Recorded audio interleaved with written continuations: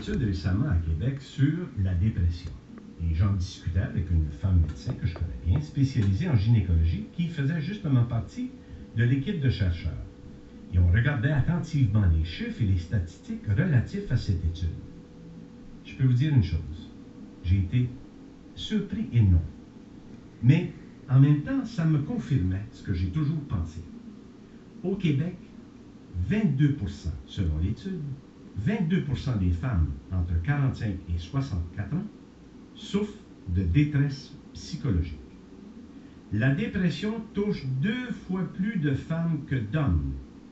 Et ce qu'il y a de plus frappant, écoutez bien ça, depuis 20 ans au Canada, nous sommes passés à des chiffres effarants, à savoir une augmentation de 350% de prescriptions antidépresseurs en 20 ans. De 1980 à l'an 2000, nous sommes passés de 3,2 millions de prescriptions pour des médicaments antidépresseurs à 14,5 millions. Donc, une augmentation de 350%. La question que je me pose en tant que médecin est pourquoi en sommes-nous là? Parce que lorsqu'on entend les gens parler, on a tout. On a tout. Or, autre question, où est le problème? Est-ce que les hommes sont plus forts psychologiquement que les femmes? Pas du tout.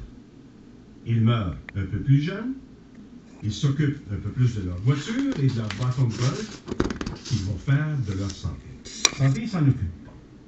Et pour trop de gens, en ce début du millénaire ou des années 2000 ou peu importe, la vie ne fait pas de sens.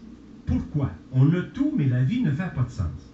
C'est pas un hasard que le numéro 1 producteur de stress est, selon les études, l'argent et le matériel. Ce n'est pas de faire le bien autour de soi ou encore aider son prochain ou de faire du bénévolat, de s'entraider ou encore de respecter les autres. Non. C'est l'argent et le matériel.